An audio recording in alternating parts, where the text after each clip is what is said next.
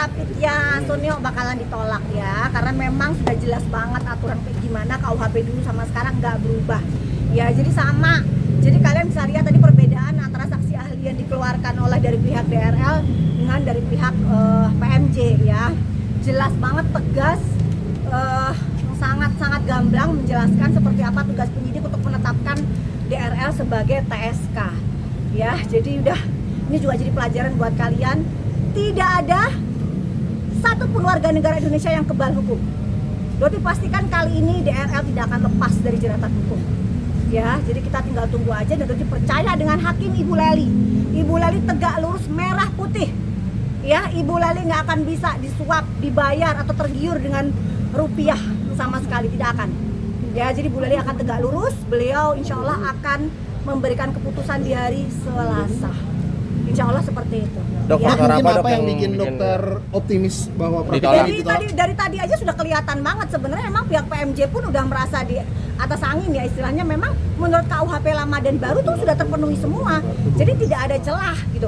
Kalau misalnya dibilang saksinya itu tidak melalui e-commerce, itu pelapornya itu bukan hanya Doktif, korbannya itu bukan hanya Doktif ya. Jadi ini bukan delik aduan, ini korbannya masyarakat, jutaan masyarakat gitu. Jadi semua juga tahu tomat busuk itu adalah punyanya DRL, DNA ikan sapu-sapu itu punyanya DRL gitu loh.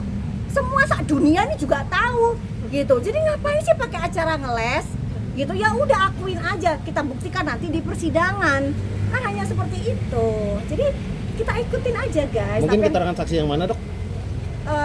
Sebenarnya tadi juga dari perlindungan konsumen juga sudah mulai pucet ya, wajah lawyer dari DRL udah mulai pucet pada saat mengundang saksi ahli dari perlindungan konsumen. Kayaknya salah kayaknya ya. Berkaitan ya, Dok? Nggak berkaitan, betul, karena memang itu kan bukan formil, itu kan materi, pokok perkara itu nanti di persidangan, bukan sekarang saatnya gitu. Dan apalagi dari saksi dari PMJ, saksi ahli yang luar biasa hebat, beliau adalah doktor ya, S1, S2, S3, ijazahnya nggak beli, beliau adalah dosen.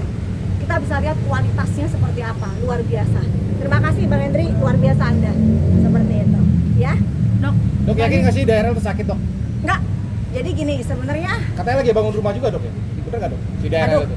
kalau kayak Lagi live gitu? Nggak, kalau itu sih dokter nggak tahu, tapi yang jelas kalau misalnya ada VT dia itu keluar negeri, itu semua nggak mungkin, tidak mungkin ya. Kenapa? Karena saat ini dia dikenakan wajib lapor 2 kali seminggu, jadi sudah seperti tahanan kota ya. Saudara DRL ini sudah seperti tahanan kota. Tadi dokter juga tanya ke Bang Jeffrey, lawyernya pun mengakui emang itu seperti itu ya.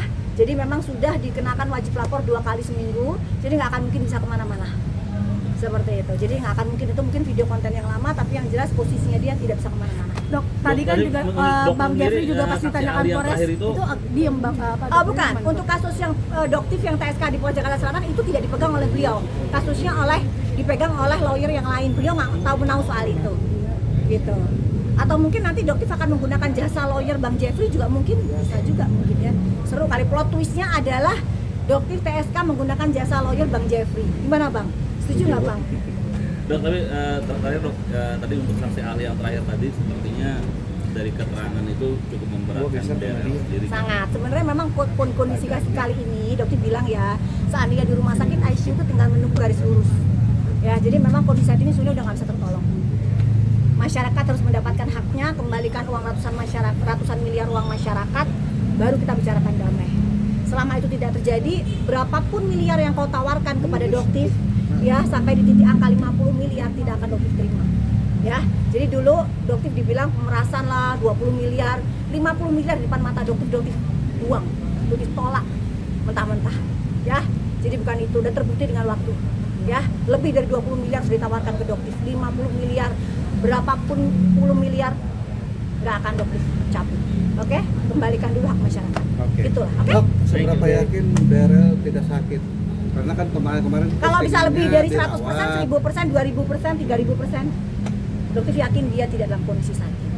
Sejak kapan seorang DRL ya yang gila engagement, seorang Sunio yang di mana-mana bikin konten, selalu post di mana-mana, tiba-tiba sakit sekian lama? It doesn't benar-benar nggak masuk akal Ya, gitu aja. Dok, tapi Bang status Jeffrey boleh jadi lawyernya aku di Polres Jakarta Selatan, boleh Bang Jeffrey. Iya. Sip, ya. Oke. Tapi dok, emang sepengetahuan dokter dokter Richard lagi di mana? Ya nggak tahu kan itu kan bukan haknya ya. Ya mungkin dia di rumahnya, tapi yang jelas memang dia diwajibkan wajib lapor 2 kali seminggu. itu kalau belum ditahan sendiri kenapa sih alasannya dok mungkin dok? Ya kan memang kalau Prapit terus dihentikan sementara. Jadi menunggu keputusan Prapit itu memang sudah KUHP-nya begitu. Berarti ntar kalau putusan Prapit udah selesai ada kemungkinan dia bakal ditahan gitu apa? Amin tetap ya gimana? rabbal alamin ya Allah ya rabbal alamin ya Allah.